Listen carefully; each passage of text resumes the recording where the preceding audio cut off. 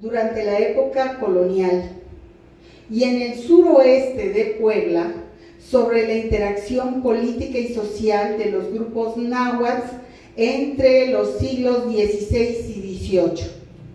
Actualmente desarrolla un proyecto relativo a las movilizaciones de pueblos al sur del obispado de Antequera, en la Mixteca de la Costa, durante el periodo virreinal. Su tesis de licenciatura ameritó el Premio Nacional Francisco Javier Clavijero, que otorga el Instituto Nacional de Arqueología e Historia. ¿Está bien arqueología? Antropología, perdón. En el campo de la historia y la etnohistoria. Es coautor del libro Narraciones de origen y fundación de la Mixteca Baja. También, por favor, un aplauso para nuestro invitado. Y bueno, en el presidium nos acompaña también el presidente del patronato, el ingeniero Ubaldo Sánchez Méndez. A continuación le... Muchas gracias, doctora. Muy buenas noches a todas, a todos los que nos acompañan en esta noche tan importante para el Museo Regional de Huajuapan. Como todos saben, el museo se caracteriza por presentar eventos muy importantes, tanto en investigación científica como de arte y cultura en general. En esta noche es muy importante, desde el punto de vista de investigación, la presencia de la licenciada Aquetzali Nayeli Mora Jiménez, que hace su presentación de un trabajo de mucha investigación, de arduo trabajo, de esfuerzos que sin duda alguna tuvieron que ver muchos más investigadores para que fuera posible este texto tan importante de literatura que hoy se presenta. La Cañada Oaxaqueña, región multiétnica con un pasado compartido, configuración territorial y cultura de Nanyá Chiquihuitlán, Ñucano y Ñu Nachi, de los siglos XVI al XVIII. Es un gusto que estén dos profesores investigadores, la doctora Laura Rodríguez Cano, muy conocida en Huajuapan por sus presentaciones que ha hecho, y el maestro Rodolfo Rosa Salinas, también un gran investigador. Voy a ceder la palabra a los dos comentaristas, a los dos moderadores de esta presentación del libro, y nuevamente, bienvenidos y muchas gracias por tomarnos en cuenta. Adelante.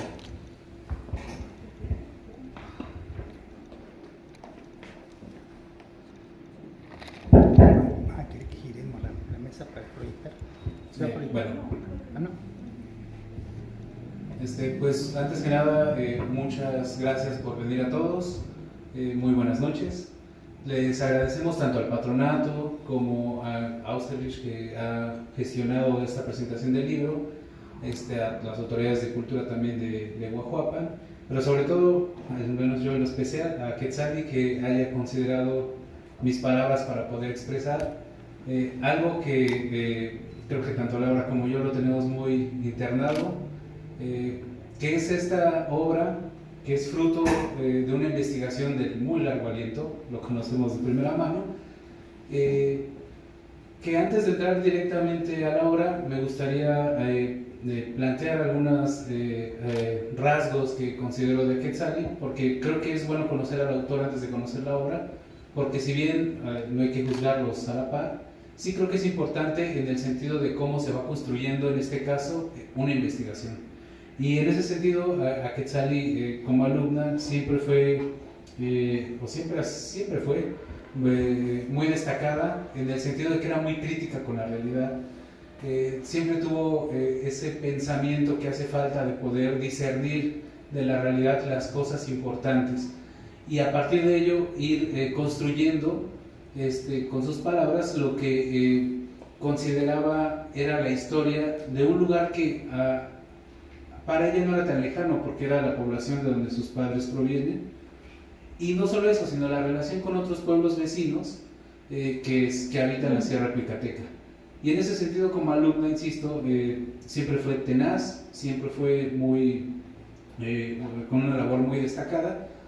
Y lo menciono en pasado porque creo que ahora es una investigadora formada que está construyendo una carrera, una muy buena carrera, sobre todo porque tiene ese olfato de saber identificar problemas sociales, antropológicos, e irlos viendo sobre todo en las comunidades cómo les afecta directamente. De hecho es lo que está desarrollando ahora en su tesis de maestría, que tantas veces lo hemos platicado.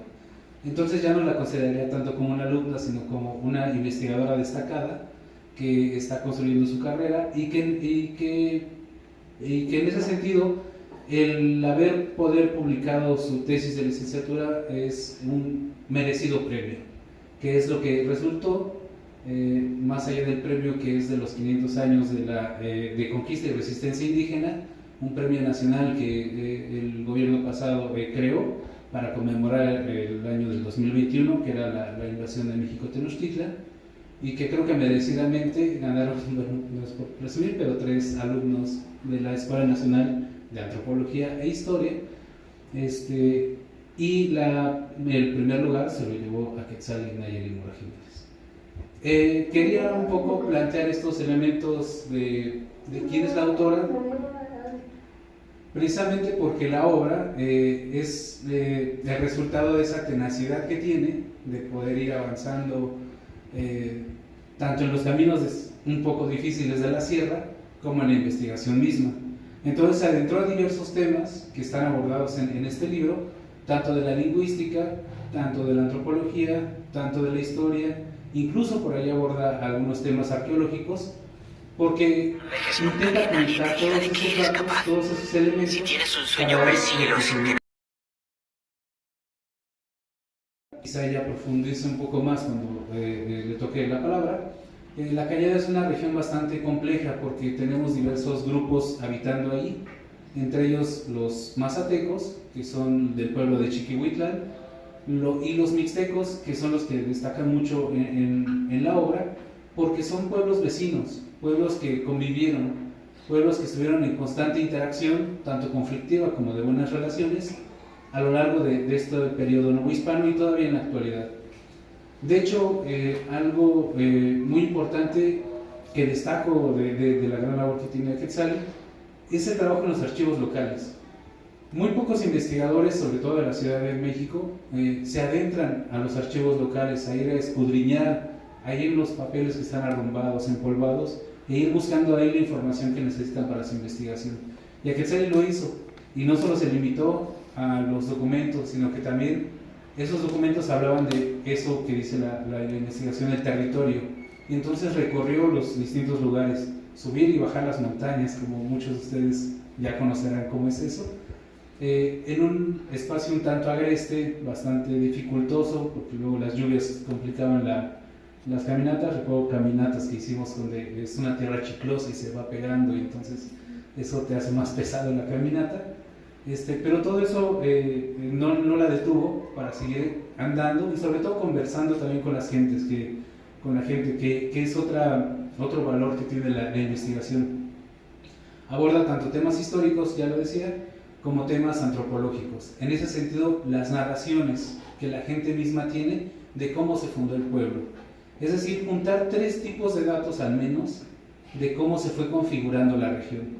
Los datos arqueológicos, de quiénes son los pueblos que habitaron ahí en la época prehispánica, los datos etnohistóricos, de qué nos dicen los documentos de esas poblaciones, y los datos antropológicos. Las poblaciones actuales, ¿qué dicen de ese pasado? Entonces, es una investigación muy completa que complementa muchos datos, y yo nada más también quería destacar, un poco dejando lo demás a la lectura que ustedes puedan hacer del libro, que aquí se habla mucho de los mixtecos, y dirán ustedes, mixtecos, hasta la Sierra Cuicateca, piensen que es colindando ya con los pueblos mazatecos, allá cercano a Otautila. ¿Qué hacen los mixtecos ahí? Bueno, pues el chisme histórico lo dejaré un poco para la lectura de la investigación, pero posiblemente llegaron ahí en esas avanzadas que menciona Fray Francisco de Burgoa, antes de la época colonial, que los mixtecos hicieron avanzadas para ir conquistando, sobre todo por un conflicto que tuvieron, y posiblemente de ahí se subieron hacia la sierra. Entonces ahí conviven mixtecos, mazatecos y además otros grupos como los cuicatecos. Y de todos los grupos encuentra datos la autora para poderlos ir desarrollando en la investigación, tanto en la forma de, sobre todo, cómo nombran los lugares, los topónimos, que es algo muy importante. Las personas, cómo nombran ese espacio. Y eso le ha dado mucho material también para ahora lo que es su tesis de maestría, que esperamos verla pronto, sobre las entidades que habitan esos espacios. No solo los seres humanos, sino también otro tipo de seres. Entonces, y en ese sentido se inserta incluso el nombre de Chiquihuitlán, que hace rato nos preguntaban que cuál es el nombre, que la autora seguro ahorita podrá explicarlo en más detalle. Pero todos estos datos permiten complementar este cuadro, y es un cuadro muy bonito, piensen en una pintura que permite ver muchos elementos, muchos matices, muchas formas, muchas luces que tiene la región cuicateca. Entonces, más que honrado me siento el poder presentar este libro, fruto de un gran esfuerzo, muy merecido el premio, muy merecida la publicación, y esperemos que llegue a muchas manos, que sí sean muchos los lectores y que disfruten cada palabra que deposita a Quetzalí Nayeli en la obra. De mi parte es todo, muchas gracias.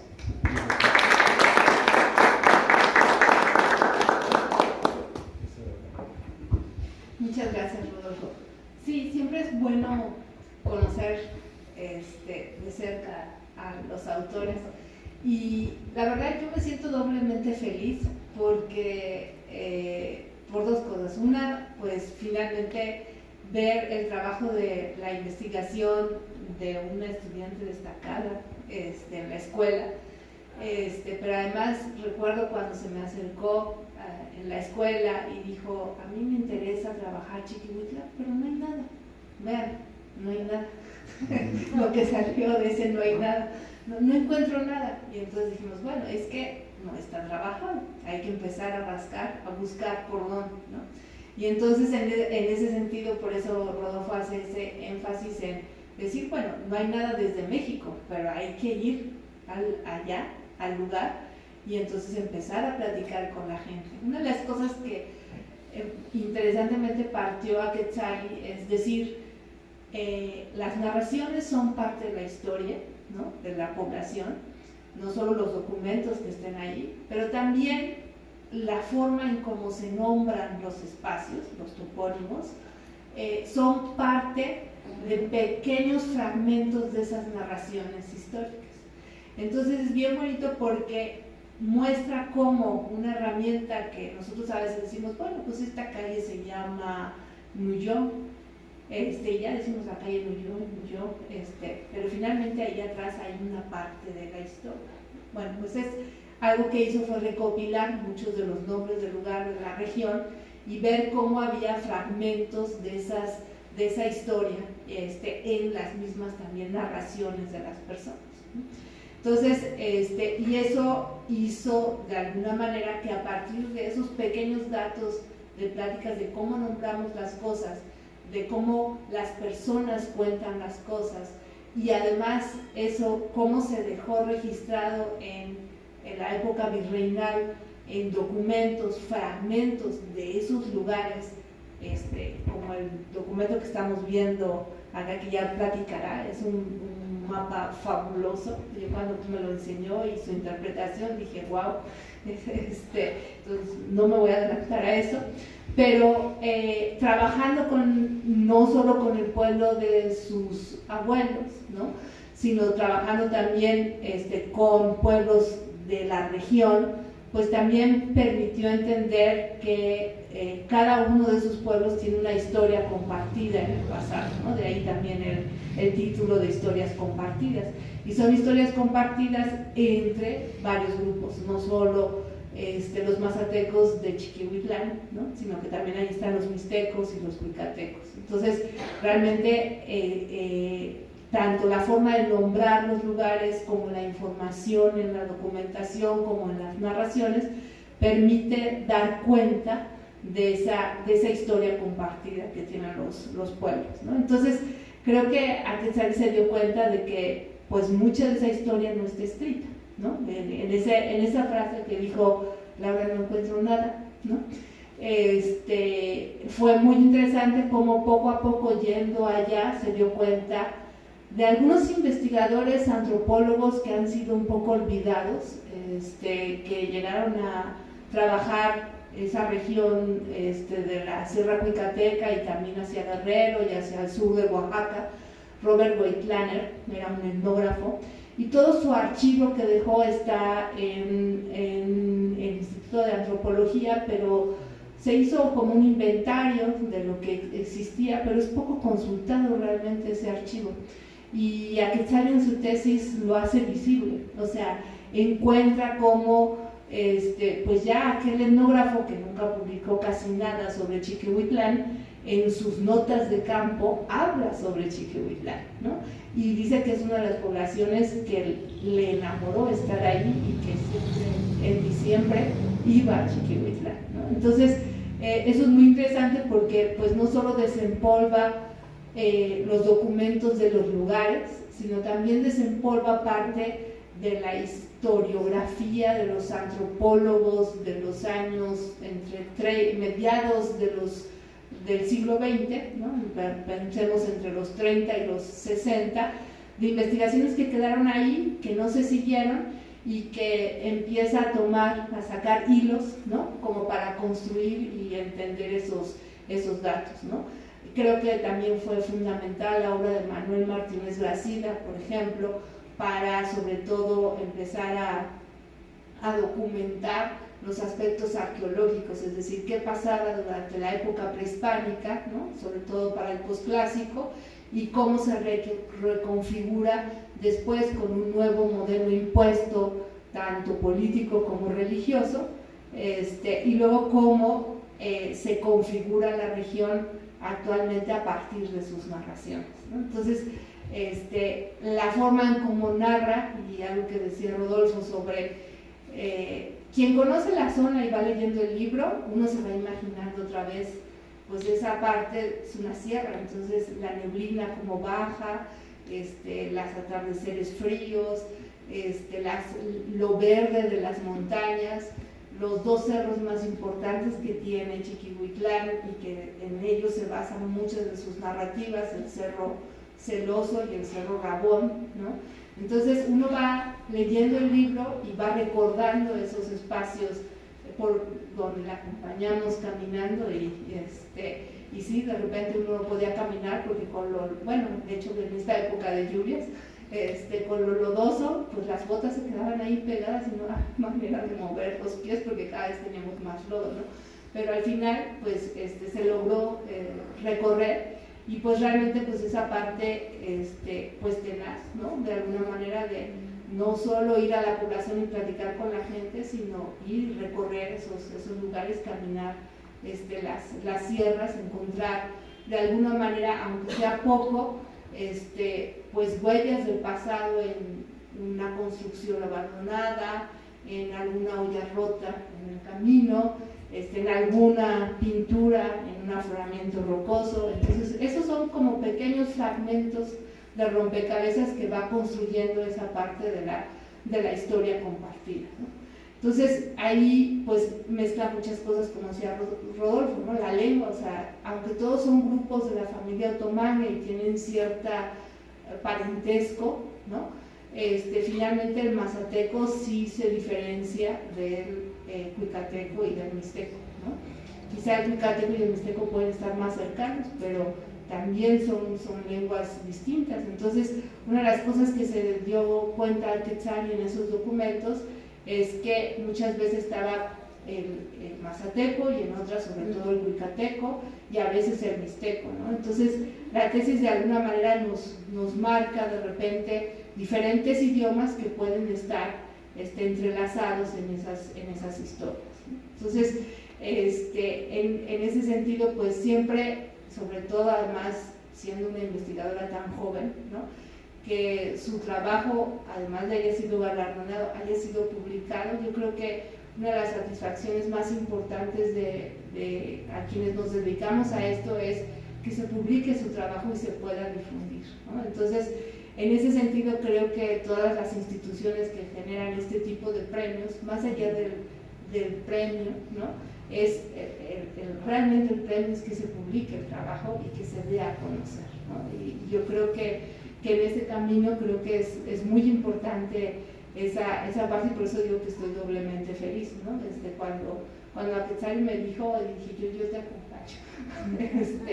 Me dio mucho gusto precisamente por eso, ¿no? Porque de no saber nada, ¿no? Se empezó a construir, ¿no? Desde la propia región una investigación muy importante que además de muchos pueblos no se conocía gran cosa, ¿no? Se tenían como datos aislados y ella logra hacer una historia regional, pues digamos que desde el último periodo de la época prehispánica, ¿no?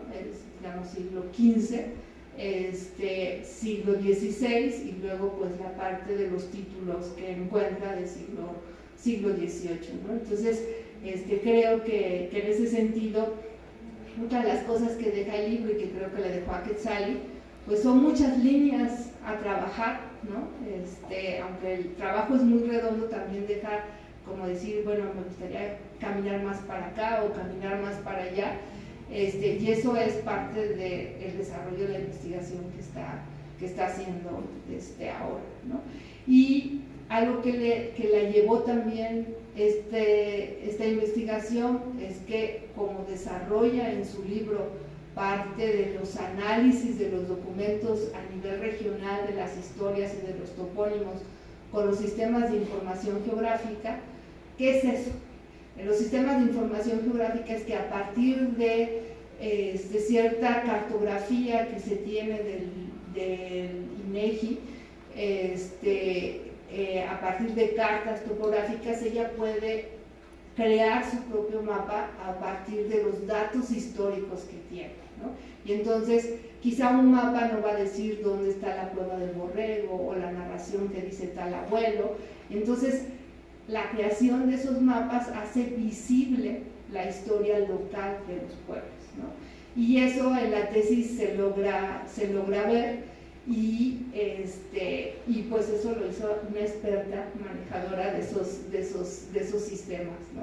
Entonces quien quiera aprender con ella es una muy buena maestra, ¿no? En esos sistemas. Entonces eso es muy interesante porque pues uno dice, la historia, ¿qué es eso, no?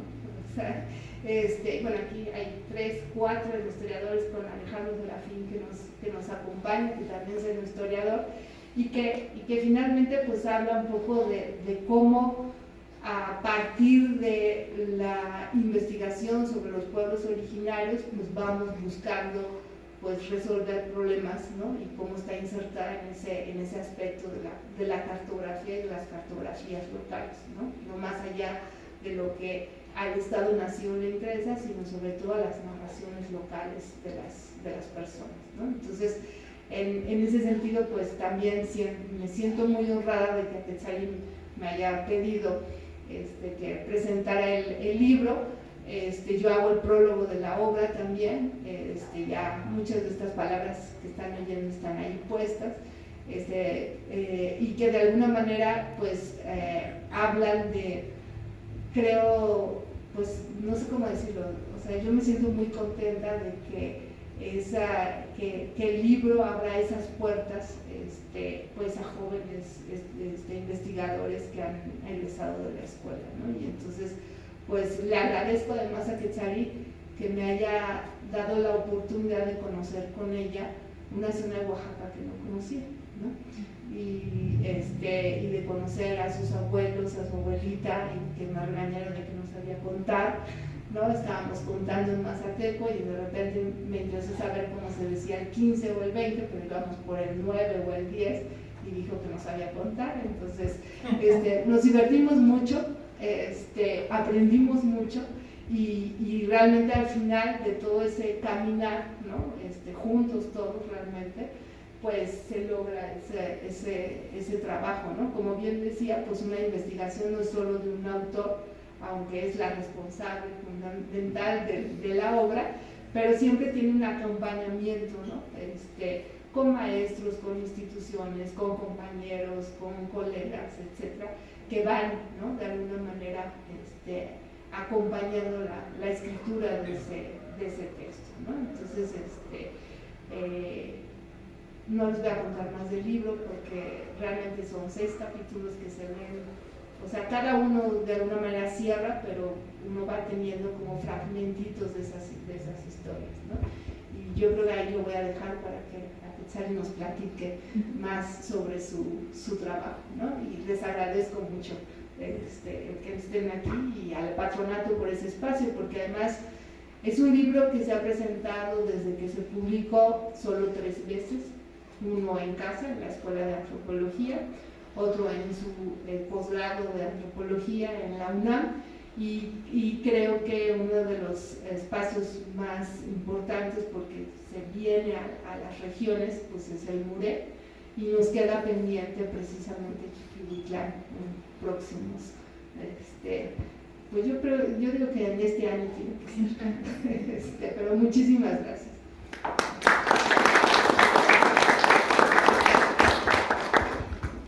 Hola, buenas noches a todos. Muchas gracias por su asistencia y también agradezco al patronato por el apoyo para poder presentar el día de hoy el libro. Y bueno, también a Laura y Rodolfo por aceptar presentarlo y pues más allá de eso por haber formado parte de todo este proceso. Pues como bien dicen, desde el primer momento creo que los dos estuvieron muy involucrados. Laura como directora acompañó todo el proceso para poder llegar a esto, en principio como con la tesis y después para su publicación, y pues Rodolfo también desde pues acompañar a los recorridos y ser el que me incitó a entrar en los SICs, para que me permitió creo que mostrar bastante en la investigación. Creo que sí, justo ahorita veníamos hablando de un poco de pues la primera vez que presenté una ponencia fue en compañía de Laura aquí en el museo, cuando recién estaba comenzando con la investigación en mi primer semestre con ella, y cuando yo decía que no había nada sobre la región, y pues volver ahorita ya con algo de lo que pude investigar, ya viendo que sí había, que había mucho, pero había que buscar y justo no quedarme en una sola fuente, que es creo que un poco lo que ya mencionaron tanto Laura o Rodolfo, que al final ese mismo sentir que no había nada en un primer momento fue lo que a mí me llevó a buscar tanto en la parte arqueológica como en la documental, y posteriormente ir a las poblaciones para poder crear esa historia, para, más que crearla, poder conocerla, entender cómo se estaba configurando a partir de los distintos fragmentos que podía obtener en los documentos, en los recorridos, hablando con las personas, y justamente en compañía sobre todo de las personas, ir comprendiendo cómo se iba estructurando esa región, y que fue lo que me llevó también, en un principio yo quería hablar solo de Chiquihuitlán porque era el lugar que conocía, era el lugar con el que tenía cierto afecto por ser mi familia de ahí, pero creo que la investigación justamente mostró eso, que a pesar de ser poblaciones distintas, no eran poblaciones aisladas, y tanto los documentos como las narraciones míticas empezaron a mostrar esas relaciones, y sobre todo esas relaciones que Chiquihuitlán mantuvo con las poblaciones mixtecas, y que fue cuando decidí ampliar más la investigación a no solo los mazatecos, sino ver estas conexiones, sobre todo con los mixtecos, pero también con las poblaciones cuicatecas, principalmente con Teutila, que fue la cabecera de la región en su momento. Entonces creo que es parte también de lo que se trata de mostrar en el libro, cómo se dieron estas interrelaciones en poblaciones que hablaban distintas lenguas, que habitan distintos espacios, pero que tienen elementos en común, y bueno, que sí, a lo largo del tiempo han convivido de distintas maneras, a veces más armoniosas, a veces en conflicto, pero que es una historia que para entenderla hay que comprender a las poblaciones en conjunto, y que creo que es, bueno, también por eso parte del título trata de mostrar esta diversidad, ¿no?, de poblaciones, que justamente dos tienen su nombre en mixteco, siendo poblaciones mixtecas, y el caso de Chiquihuitlán, que aunque es población mazateca, ya el nombre en mazateco se ha perdido, pero pues tiene su nombre en náhuatl, y también una denominación para pueblo dentro de su propia lengua, y pues justamente es mostrar cómo esta diversidad y cómo se articuló y cómo se pudo entender a través de la relación de distintas fuentes. Y pues creo que no sé, los invitaría a poder leerlo. Creo que es algo amplio explicar cada capítulo del libro que se está enfocado en estos temas, lo arqueológico, lo de los documentos, la parte mítica, y finalmente cómo se estructuran y cómo existen relaciones entre lo que dicen los documentos, lo que dicen las personas en la actualidad y lo que se puede observar como parte de la arqueología. Y dentro de ello, pues, lo que ya mencionaban Rodolfo y Laura, de estos documentos que resultaron por demás interesantes. En el caso de una de las poblaciones mixtecas, que conserva un lienzo del siglo XVIII, donde están representando el territorio de su comunidad, y que es también impresionante poder ver este lienzo, bueno, cómo ellos representaron en este mapa su territorio y toda la geografía del lugar. Lamentablemente el documento ya pues se ha deteriorado con el paso del tiempo, pero pues tiene bastante información que es muy interesante. Tiene algunos nombres en mixteco, que esa es la parte que falta trabajar, porque el documento es bastante grande, es de aproximadamente 2 metros, y pues sí tiene mucha información. Alguna se ha perdido, pero hay otra que queda por trabajar, tanto toponímica de las poblaciones, pero que es un documento muy, muy interesante. Y por otro lado, el mapa que se aparece en la portada del libro, que ese es de Chiquihuitlán, que justamente es en un conflicto, lo presentaron en un conflicto por tierras con un pueblo cuicateco, y que es un mapa muy interesante. Es muy pequeño, es del tamaño de una hoja carta, pero algo muy interesante de este pequeño mapa es que para ellos mostrar cómo es su territorio, incluyen una indicación en la cual dice que para poder entender la pintura que presentan, se debe de doblar el mapa justo donde se encuentra un río denominado el Río de la Estrella. Entonces ellos lo que trataron de mostrar es justo cómo el territorio no es una superficie plana, sino que hay que doblarlo para poder entender que un pueblo estaba de un lado, el otro pueblo del otro, y que el territorio es abrupto, no se puede entender en plan. Y pues creo que de mi parte sería todo. Invitarlos a que puedan consultar el libro tanto en físico, también está la versión en digital que se encuentra en la página del INER, y que bueno, también en físico los mapas y las imágenes, las fotografías que tomé están en blanco y negro, pero en el PDF también se puede ver a color, que creo que es algo que facilita, porque sí se pierden algunos detalles en blanco y negro, pero pues en ambas partes se puede consultar. Además, sería bonito que dijeras por qué se llama Chiquihuitlán y la narración. Sí, bueno, pues esta fue la parte también del análisis toponímico que se hizo. Ya yo pude recopilar algunos nombres del lugar, tanto en mazateco como en mixteco y cuicateco. Los que más trabajé fueron los de mixteco y mazateco, y dentro de ellos el nombre de Chiquihuitlán es interesante porque justamente, aunque el nombre es náhuatl, el nombre está haciendo referencia a un mito que comparten varias poblaciones de la región, pero a Chiquihuitlán está dando nombre. Chiquihuitlán significa el lugar de cestos, que hace alusión a un mito en el que se cuenta que en el centro del pueblo, donde existía un arroyo, llegaba un águila de 2 cabezas que se llevaba a las personas, y entonces para protegerse la población empezó a utilizar cestos, y pues en recuerdo de este mito, y así evitaba que las águilas se llevaran a las personas. Entonces en recuerdo de este mito se pusieron el nombre de Chiquihuitlán. Y bueno, es interesante porque aunque en Chiquihuitlán el nombre en mazateco ya no se conserva, está el nombre en cuicateco que hace alusión también a este mito, pero en cuicateco el nombre de Chiquihuitlán se traduce como laguna extinta, que también hace alusión a la laguna que existía y que tuvieron que secar para que dejaran de llegar las águilas que se llevaban a las personas. Entonces el nombre está haciendo referencia a este mito que pues da nombre a la población, pero que también es compartido, pues aunque en Chiquihuitlán está dando el nombre, tanto los mixtecos como algunas poblaciones cuicatecas y también otros pueblos mazatecos tienen esta misma narración, pero no para dar nombres, sino no a su población, sino en algunos casos solamente se conserva el mito, o en algunos sí da algún nombre a un cerro o a determinado sitio, pero dentro de sus poblaciones. Entonces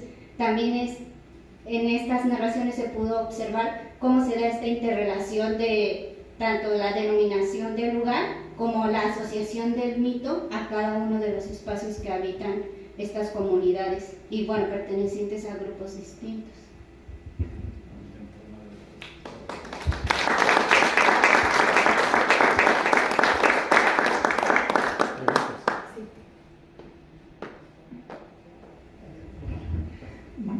Damos paso a la sección de preguntas y respuestas. ¿Alguien tiene alguna pregunta? ¿Quién? ¿No? Yo sí. No, oiga, ¿sabe qué? Bueno, en primer lugar, mi admiración, porque no cualquiera le publican la tesis de licenciatura, La verdad, aquí entre nosotros, mis respetos. Y ojalá sigan así los éxitos. Ya sé que eso va a estar, es muy difícil de repetir un éxito de estos cada vez, pero pues mis sinceras felicitaciones y mis mejores deseos por una larga y productiva carrera científica. Una pregunta, mire, aquí han venido varias gentes, doctores de mucho renombre, y nos han contado que, por ejemplo, han escarbado también en los archivos que aquí de la región mixteca, y al menos al comienzo de la época colonial, se escribía en náhuatl los archivos y las actas que hacían. Ahí en Cuicatlán, ¿cómo fue esa parte? ¿El náhuatl era muy predominante o siempre hablaron mixteco y escribieron en mixteco o en mazateco o en...? Sí, creo que es una parte que también no mencioné, pero dentro de la documentación, aunque no encontré documentación muy antigua, creo que lo más temprano fue de 1690 y ya está escrito en español. Sí pude, ya rastreando dentro de las comunidades y posteriormente en el archivo del estado de Oaxaca, pude consultar los títulos de estas comunidades, donde aparecen los nombres de las comunidades en lengua indígena, sobre todo el de los linderos, y los linderos aparecen en cuicateco, que es el único registro que hay en lengua, bueno, al menos hasta ahorita, de que haya en lengua es del cuicateco, y pues creo que esto más asociado a lo que ya, se ha mencionado para la región, que era la lengua franca durante la colonia. Entonces sí, la documentación que aunque solamente son los topónimos, sí está en cuicateco. Ya de mixteco y mazateco hasta el momento no he encontrado. En este mapa hay una pequeña anotación que viene el nombre de un cerro y está escrito en una lengua indígena, pero no he podido definir qué lengua es. Probablemente sea mazateco, pero no pude dar una traducción hasta el momento. Sí, pero al parecer en el lienzo de Santana serían 3 temporalidades, y por lo que se puede observar, los nombres en mixteco serían lo último que se añadió, tal vez por el mismo conflicto por tierras que tuvieron en algún momento las comunidades. Pero sí son los 2 únicos documentos, y en el que está en mixteco sí es más tardío. Entonces, eso es interesante, ¿no? O sea, porque había una influencia muy grande del náhuatl en otras partes de aquí de Oaxaca o de México, y ahí no, por lo visto no se ve tan marcada, ¿no? Al menos hasta donde vieron los documentos, ¿no? Sí, en documentos casi no hay presencia, y a diferencia de la Sierra Mazateca, que sí hay todavía algunas poblaciones nahuas que se sabe que se asentaron en la región desde tiempos antiguos, del lado de la Cuicateca no hay.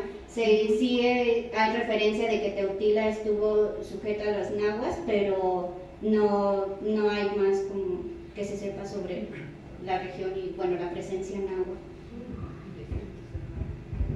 ¿Escritos en náhuatl? No hay, ¿verdad? No, pues eso es muy interesante. Nada más Por eso, por acá creo que hay la ruta dominica, eso quiere decir que llegaron los dominicos. ¿Hay a quienes llegaron?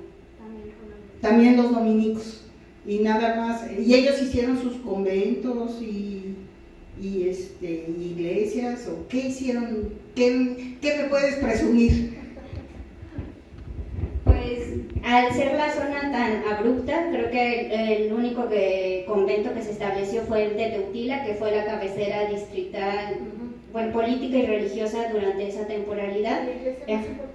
Es la de Teutila, que bueno, está la iglesia, actualmente solo está en ruinas, que bueno, sí se abandonó muy temprano, pero está la iglesia y el convento, que fue la única, la única edificación grande que se estableció ya dentro de la sierra, porque sí, las otras eran poblaciones muy pequeñas y todas estuvieron sujetas a Teutila hasta después de 1700.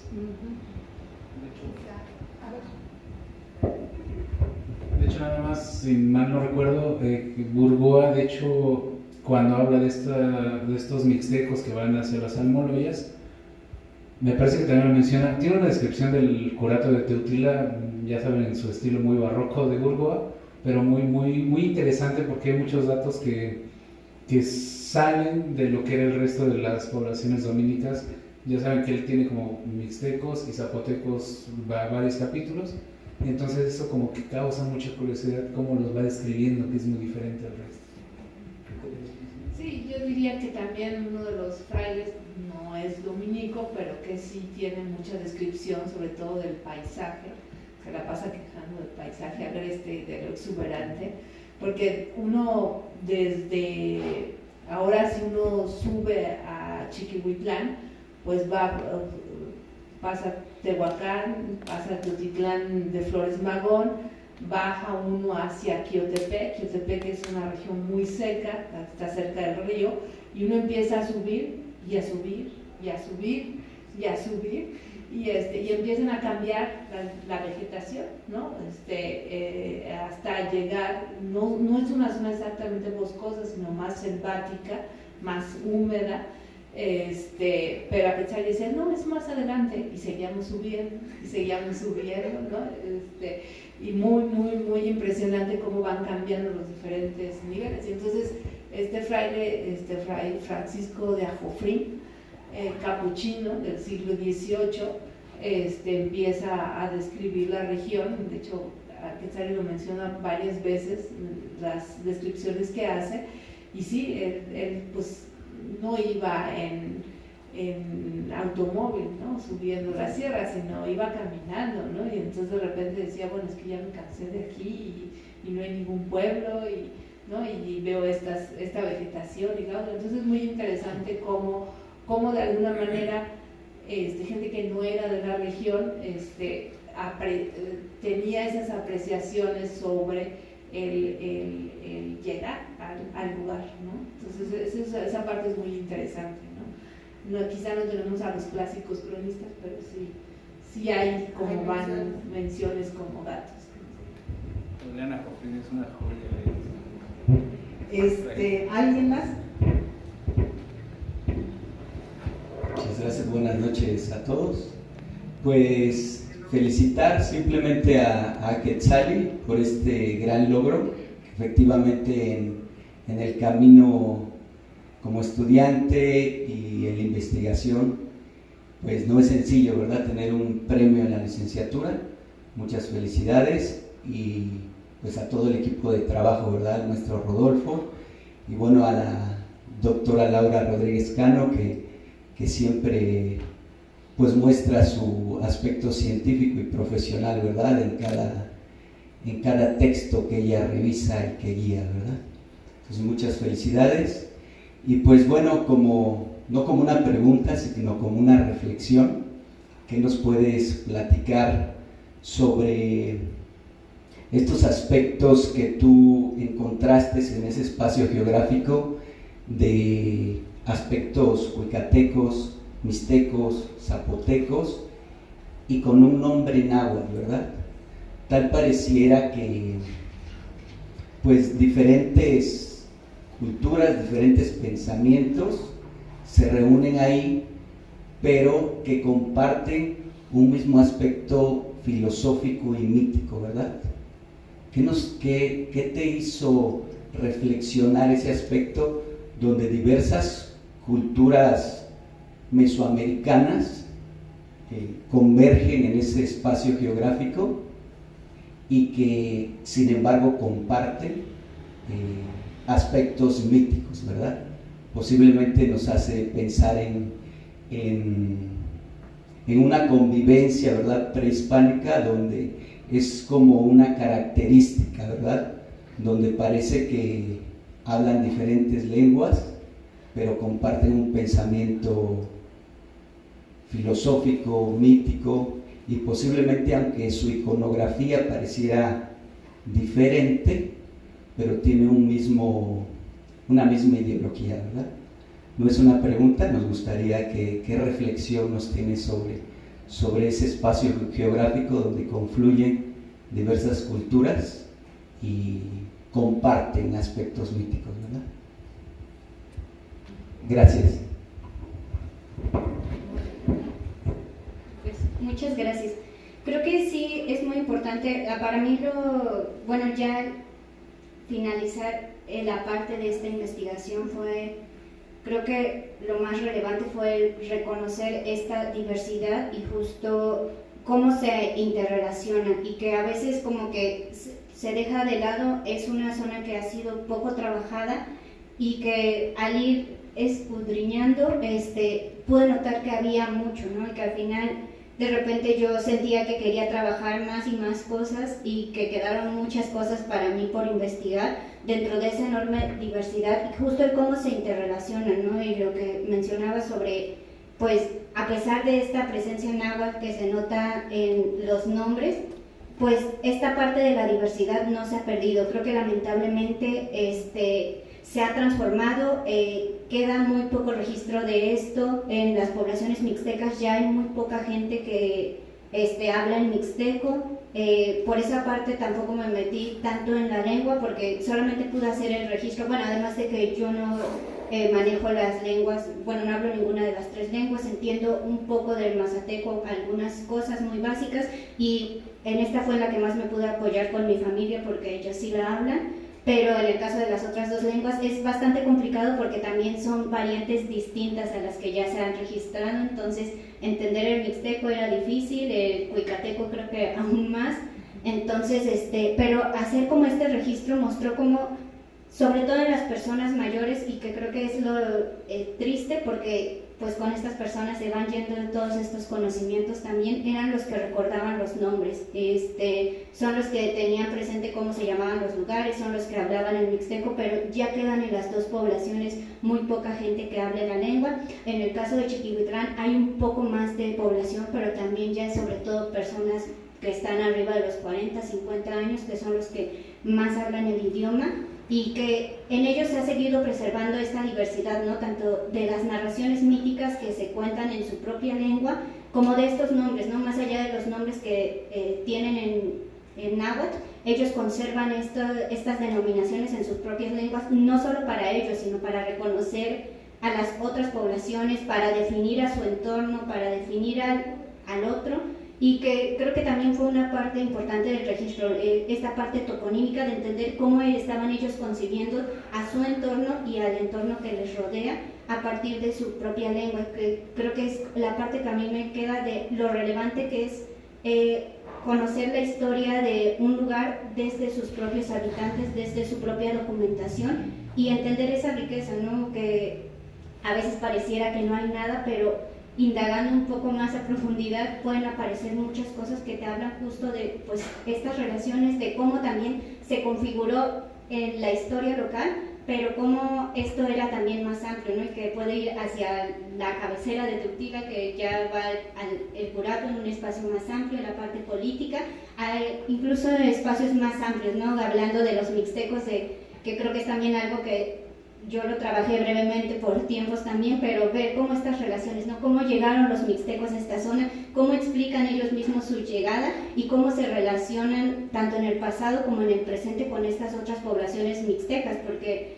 ahorita, aunque estén ellos, estos pueblos mixtecos que están asentados ahí, se sabe que llegan en Día de Muertos, siguen llegando poblaciones mixtecas a vender objetos de palma que se utilizan mucho en la zona para las ofrendas. Entonces, esta interrelación que sigue, ¿no? Y que se muestra en las personas, esta movilidad de personas que van de un pueblo a otro, y que también es otra parte, que las lenguas, creo que parte de lo que pude observar es que pues las mismas poblaciones, por esta necesidad de movilización, tienen que aprender las otras lenguas. Entonces hay personas que hablan el mixteco, pero entienden parte del mazateco y entienden parte del cuicateco porque necesitaban comunicarse, y sobre todo en tiempos pasados que pues se movían más por la falta de transporte, pues tenían que ir a los pueblos, conocer personas, poder quedarse en otras comunidades que no hablaban su lengua. Entonces pues hubo mucha comunicación e intercambio de distintas cosas, tanto comercial como cultural, entre las distintas poblaciones. En tu relación con la arqueología, ¿cómo fue tu experiencia al toparla, al encontrarla y al interpretarla desde tú, no desde un arqueólogo profesional o con un doctorado y así? Porque, o más bien lo que quisiera entender es cómo fue esta parte de cuando ibas llegando a los parajes, de repente encontrarte un montón de piedras y saber, bueno, pues esta era una placita, esta era una casa, para poder entender en la etnohistoria qué significaba eso para la geografía. Y en este mismo sentido, pues cómo era la memoria histórica que tenían las comunidades con las zonas arqueológicas. Ellos sabían que era una zona arqueológica en la cual habían habitado sus ancestros y que pertenecían a una civilización, o era nada más la parte mítica de los parajes y de esta parte emblemática que existe en las comunidades.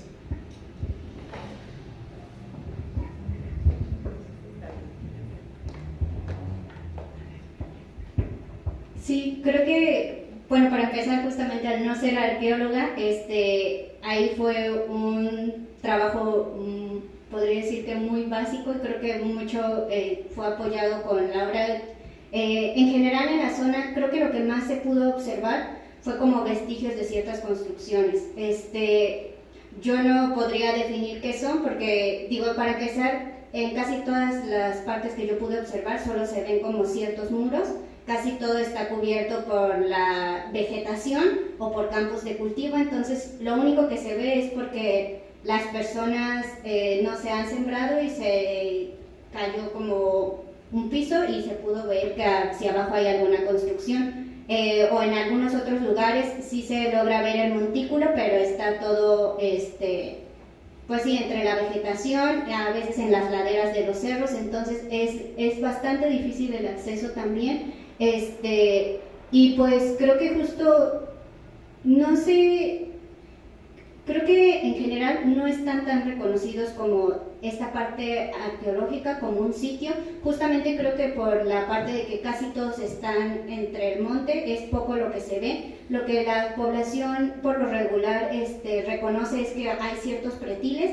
En algunos casos es interesante que, por ejemplo, en Chiquihuitlán, los pretiles que se han encontrado en el principal cerro de la comunidad, ellos los han asociado a épocas posteriores, como la Revolución, donde mencionan que se hicieron para protegerse de zapatistas, pero en otros casos solamente se menciona que existen estos pretiles, hablando con la población como de los lugares, de ciertos lugares donde se observa el material. Pero otra cosa interesante es que justo a muchos de estos lugares yo pude conocerlos tanto por la documentación, porque se mencionaban como linderos de las comunidades, y la otra que creo que fue la más relevante fue la parte mítica, que justamente y principalmente en el caso de los mixtecos de Cuyamecalco, la narración mítica de cómo se fundó Cuyamecalco habla de una migración. Entonces en la migración se habla que pasaron de un asentamiento a otro, viniendo desde la parte baja de la cañada hasta llegar a la sierra, y cuando yo hablé con la población para visitar estos lugares, se pudo observar que en todos hay presencia de vestigios prehispánicos, y justamente tanto van siguiendo un recorrido que va desde la parte baja del río hasta llegar a la zona más alta, donde actualmente se encuentra Cuyamecalco y donde también se ubican algunos vestigios. En realidad el trabajo que yo hice justamente como fue más de observación de construcciones, puesto que material de otro tipo como cerámico no se pudo registrar ni en Santa Ana ni en Cuyamecalco. En Chiquihuitlán se pudo registrar, pero muy poco, solamente algunos objetos, y principalmente creo que fueron cuentas y tepalcates que conservan algunos habitantes, pero muy pocos, y una pequeña cerámica que encontramos en algún recorrido que estábamos haciendo por el cerro con Laura, Rodolfo y otros compañeros. Entonces esa parte solamente la trabajé a partir de las construcciones, y lo único que yo hice fue como ubicar los asentamientos, y lo que yo pude notar, y que es lo que se menciona en la tesis, en ahora libro, es que se ocupó probablemente en dos momentos y en dos espacios. Un primer momento quizá, y por lo que refieren las narraciones míticas, en los sitios que se ubican cercanos al Río Grande, que serían los de la parte baja, y quizá un segundo momento donde estos asentamientos son más altos y que se ubican más cerca de las actuales poblaciones, que fue en lo que yo me quedé como más en esta parte descriptiva de los espacios que se lograron ubicar en estas poblaciones y pues cómo están distribuidos. Pero sí, como con esa parte más arqueológica no me pude meter porque desconozco, y pues tampoco podía hacer un trabajo arqueológico más allá de los recorridos, y que sí, en principio casi todos estuvieron más asociados a la parte de reconocer linderos y los lugares mencionados en los mitos.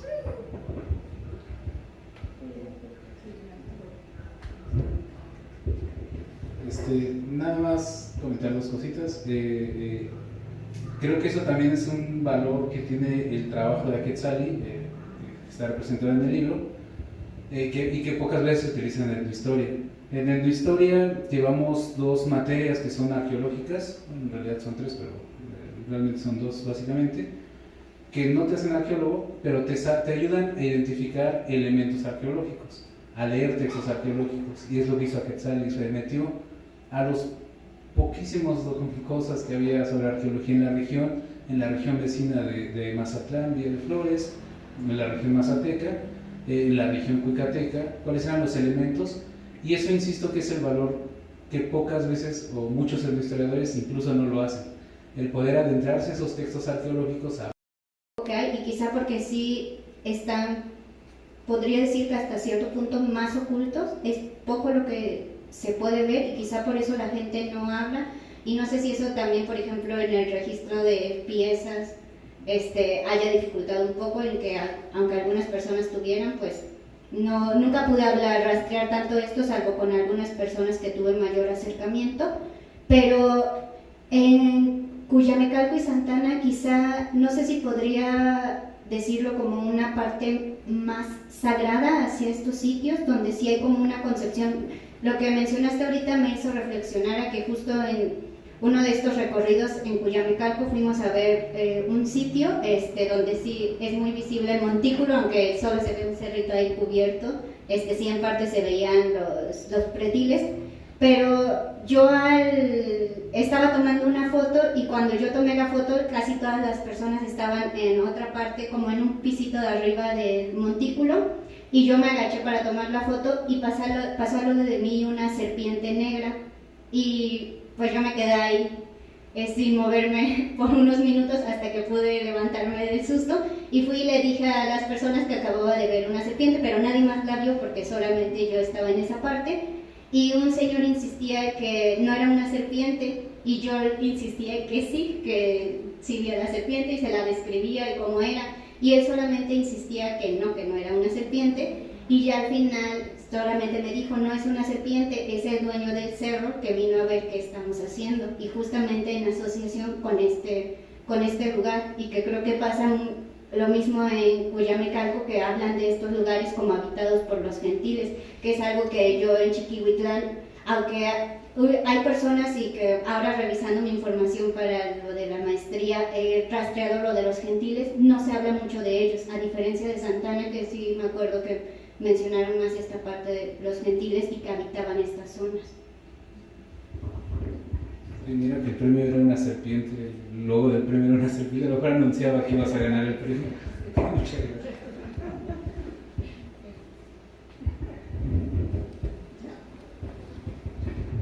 Bueno, pues muchas gracias.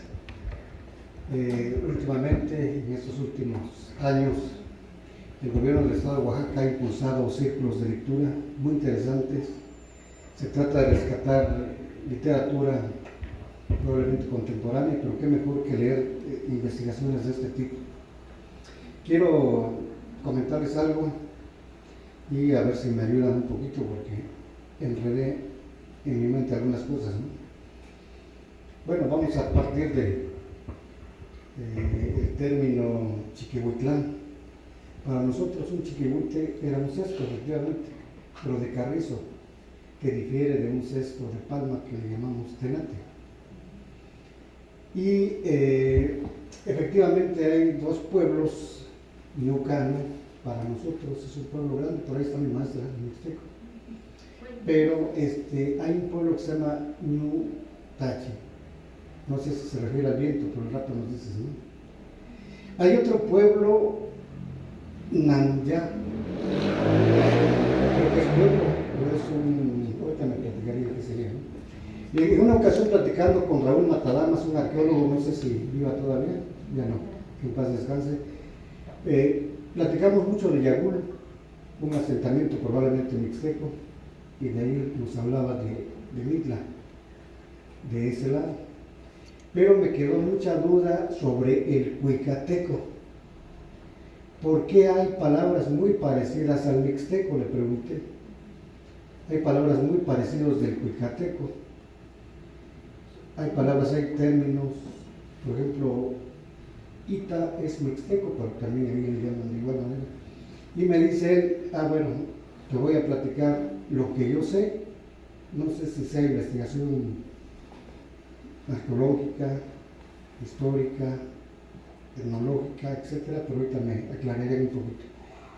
Para él dice que fueron grupos mixtecos a cuidar y a traer información de tierras cuicatecas a asentamientos mixtecos ya en el Valle de Oaxaca, y que muy probablemente haya habido alianzas matrimoniales y que ya no se volvió, no era mixteco ni probablemente mazateco, se volvió cuicateco, es lo que él supone.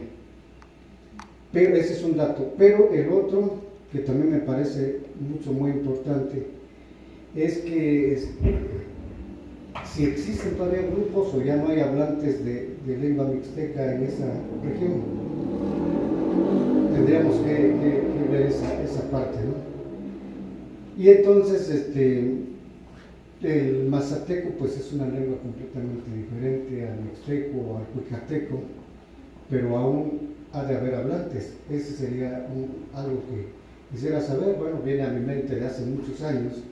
Esto que les estoy comentando probablemente fue algún cuento, pero dice él que cuicateco se deriva del cuicui, un ave que canta mucho, hace mucho ruido, y que más o menos así es el cuicateco, me dijo, ¿no? Pero no sé si efectivamente sea cierto, es un cuento nada más. Muchas gracias.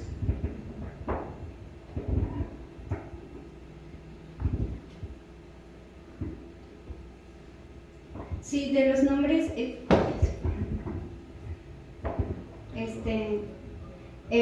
bueno, la parte que yo puse de los nombres de Nanya, Chiquihuitlán, Ñucano y Ñutachi son las autodenominaciones que se dan las poblaciones. En el caso de Chiquihuitlán, como mencionaba, no existe una palabra para llamar a Chiquihuitlán en mazateco.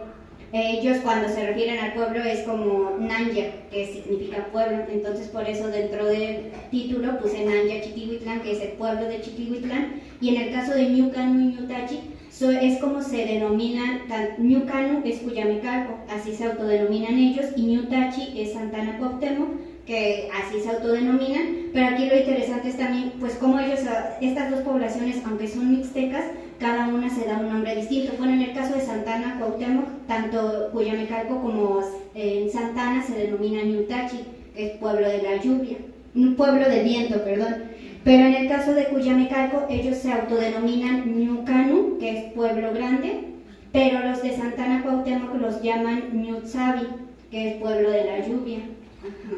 Entonces, cada uno de ellos tiene su nombre y es lo que pude notar también, por ejemplo, en Chiquihuitlán también tiene su denominación para los dos, que en el caso de Santana lo llaman Ngotó, que hace alusión al viento. En el caso de ese nombre no pude obtener la traducción completa, pero To significa viento, que también está haciendo alusión a lo mismo que el nombre mixteco. Y ya en el caso del nombre de Cuyamecalco es Yunatsu, que probablemente se pueda traducir como maguey arrugado, que también podría hacer alusión a una parte del mito de Cuyamecalco donde ellos hacen mención a algo similar. Pero sí, cada población dio su nombre. En este caso yo quise respetar la que ellos se dan en su propia lengua, que fue la que se quedó en esta parte. Y no sé cuál era la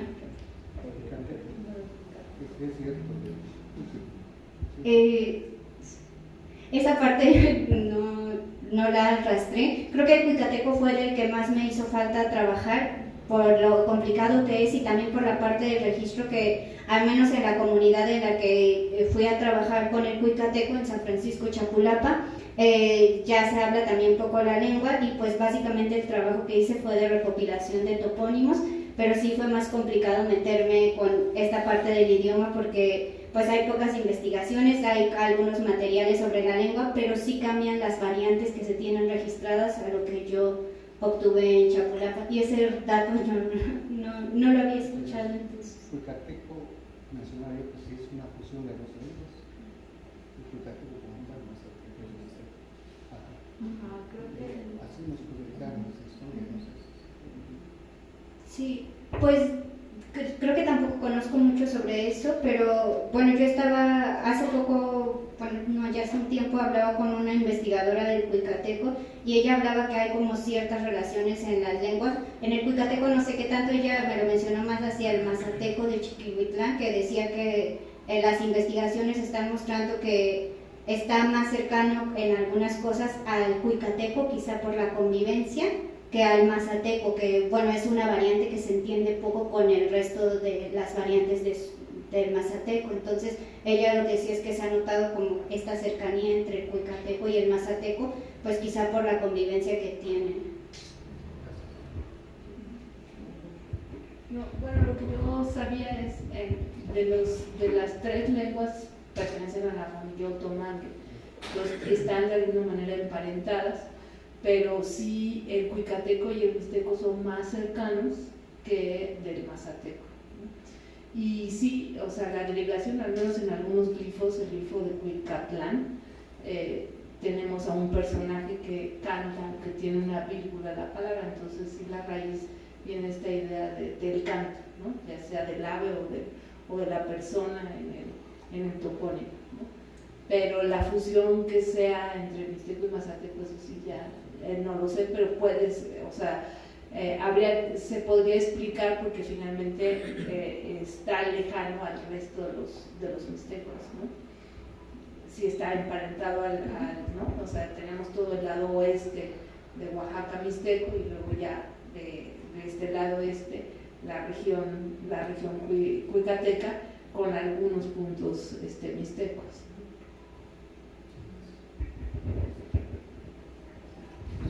¿Alguien más? Perfecto. Ya se empezaron a calentar los ánimos. Qué bueno. No. Ven acá, por favor. Bueno, maestra, buenas noches. Felicidades por su ponencia que ha compartido con nosotros. También aquí a cada uno de los que, al maestro Rodolfo y a la doctora Laura, el ingeniero Waldo.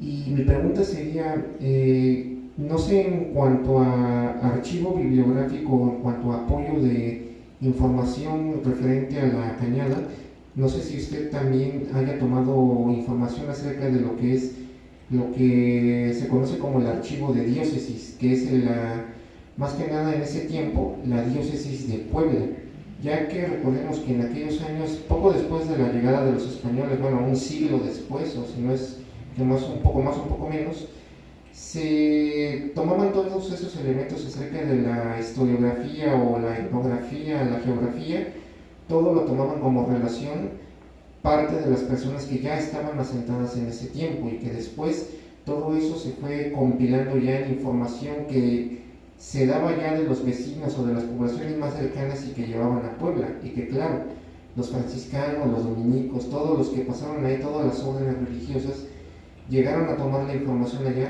y la compilaron allá en Puebla, que en este caso el archivo que es el de la diócesis, que en ese tiempo formaba parte de lo que era Huajuapan, Tlaxcala, y bueno, lo que es todo lo que es la parte de la Mixteca poblana, era la cabecera en ese momento, ya para lo entrado del siglo XIX, la cabecera era la diócesis de Puebla.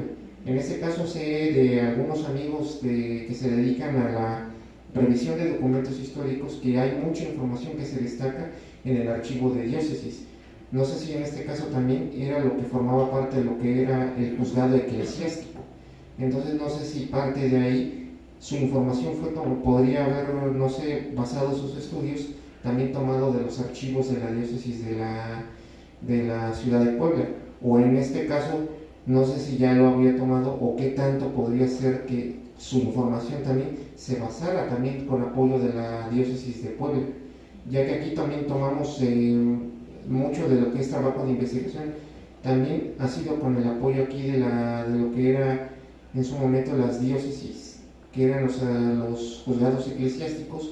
Parte de esa información se ha basado también para desde entrelazar lo que era la cotidianidad de la población, de las localidades de ahí, que podía ser hasta a veces desde un problema de conflicto de límites o de conflicto de aguas, como también entrelaza lo que es lo mágico, lo tradicional y lo que se ha venido contando de los ancestros, de abuelos a nietos y de padres a hijos, todo lo que es la información que se ha destacado y que hasta la fecha sigue formando parte de la cultura de cada una de las tradiciones. No sé si es así como ha podido usted complementar también o basar su información así, maestra, para, en este caso, la presentación del libro de la Cañada Huajuapan. Sería esa mi pregunta. Gracias.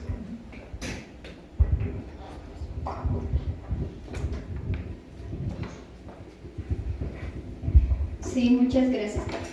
No, creo que lamentablemente esa fue una parte en la que no me adentré, creo que me quedé más como en documentos de cuestiones políticas y bueno, los archivos que consulté para esta investigación fue lo que hay en el AGN, en el Archivo General del Estado de Oaxaca y los archivos locales, pero sí me hizo falta ver esta parte de lo religioso, de lo que pueden tener las instituciones religiosas y notándolo también después en Chiquihuitlán, cuando más adelante, pero ya hacia el término de la investigación que pude consultar el archivo. Aunque Teutila fue la cabecera política y doctrinal durante tiempos coloniales, en algún momento declinó y no queda muy claro por qué perdió esta relevancia y dejó de ser la cabecera y pasó a Chiquihuitlán. Entonces, aunque hay muy poca documentación, en Chiquihuitlán se conservan algunos documentos que pertenecían a la doctrina de Teutila, creo que ya algo tardíos. Yo pude registrar algunos, pero ya no, como parte de esta investigación ya no los consideré, pero sí dentro de ellos se encuentra también documentación que habla un poco, creo que al menos lo que he visto más es como de algunas visitas que se hicieron en la región, pero sí faltaría esa parte también que muy probablemente complementaría otros aspectos que pues en este momento pues se dejaron de lado. Creo que por lo extenso que podía ser ya también ir hacia esa parte, pero pues que sí creo que es bastante necesario ya viendo como el panorama y lo que otras fuentes pudieron aportar, creo que sí es algo que se tiene que consultar en algún momento.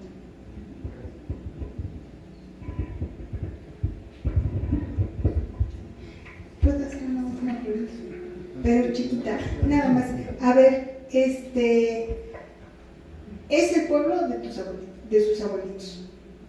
Entonces, yo me imagino que allá había ciertos sentimientos al principio y que seguramente después de saber esto, pues cambia un poco el sentimiento.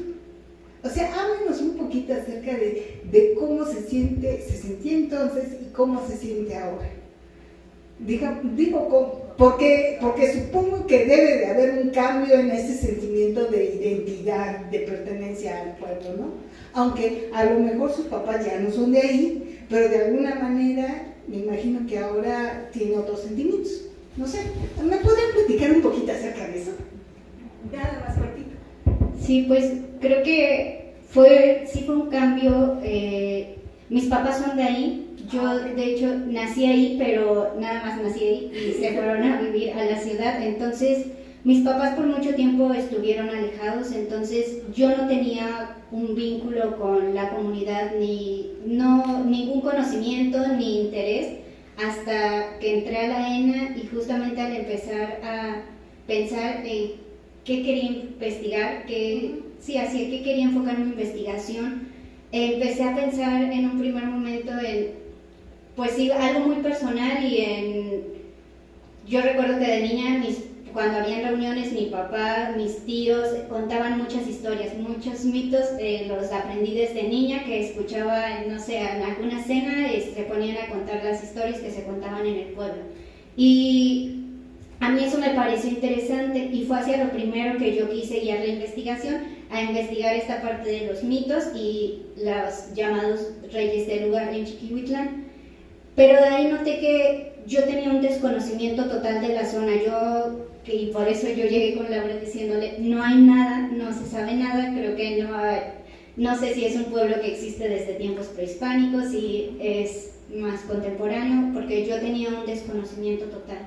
Y eso fue lo que me llevó a empezar a indagar en distintas fuentes, y creo que eso mismo fue lo que empezó a crear en mí un vínculo con la comunidad, en principio con Chiquihuitlán, porque fue un mayor acercamiento hacia los orígenes de mi familia, los míos también, y conocer el pueblo como no lo había conocido hasta ese momento, recorrer lo que no había recorrido, ir hasta con mi misma familia, tener un mayor acercamiento, pero más allá de eso creo que también fue un vínculo con las otras poblaciones. Al final fue algo muy bonito porque al llegar a cada lugar era como sentirte en casa, y a mí fue lo que me dejó al final de poder ir a Santana, a Cuyamecalco, a Chapulapa, lugares. En Chapulapa me decían no vayas porque ahí es muy peligroso, ahí la gente es mala, roba, sí, tenían como muchos prejuicios hacia Chapulapa, y yo llegué y sentí mucho apoyo de la comunidad y me abrieron las puertas para hacer recorridos, para ir a hablar con las personas, y sí siento que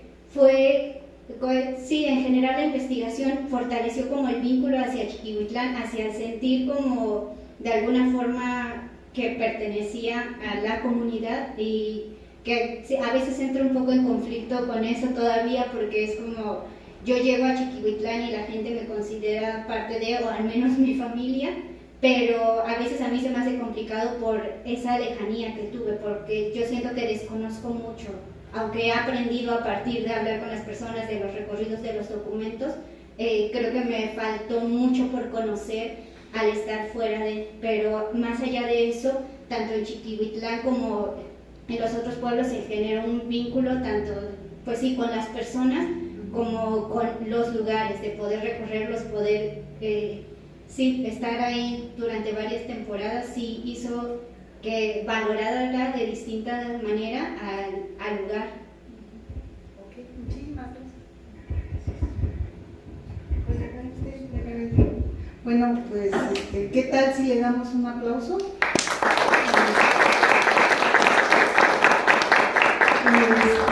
Aquí un reconocimiento. Pero no me va a entregar el reconocimiento. Compañeros del patronato, véngase. Licenciado, véngase. Por favor, para que estén como testigos de calidad para la entrega de los reconocimientos. Katy, Cris, licenciado, Carlos, Auster. Ándele, no se me haga del rogar. No, pues es que esto no se da cualquier día, Y yo la verdad sí estoy muy emocionada.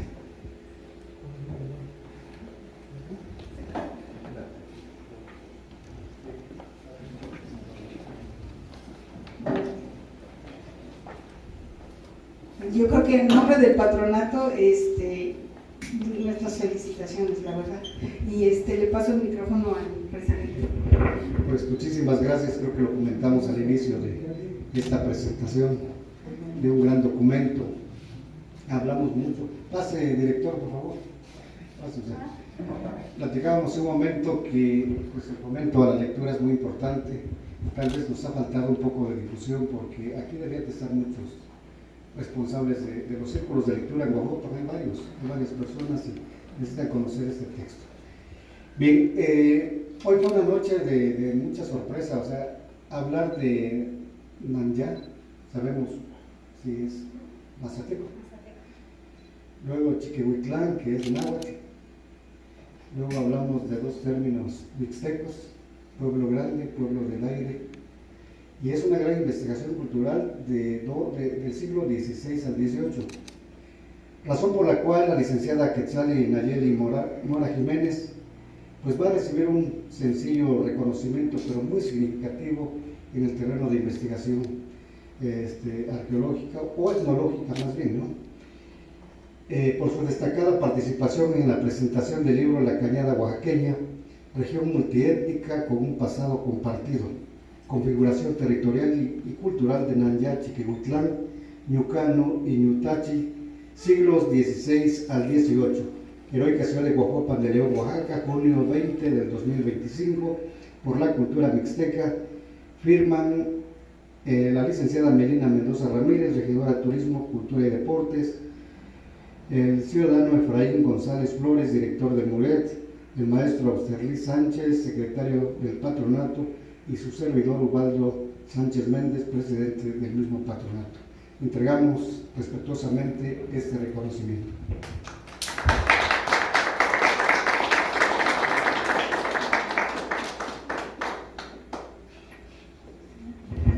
Bueno, tenemos unos bocadillos ahí muy sencillitos, pero están a su disposición, ¿no? Ahorita. Nada más para decir que bueno,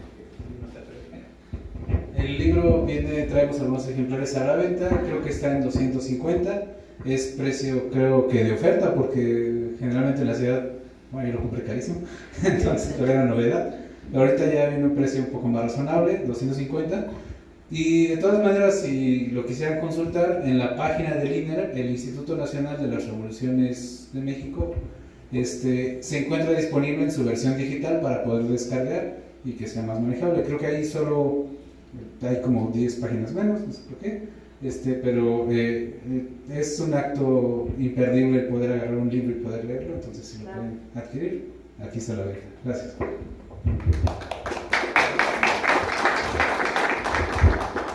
Pues les agradecemos el patronato y los ponentes y todo el director también, su presencia. Muchas gracias por haber venido.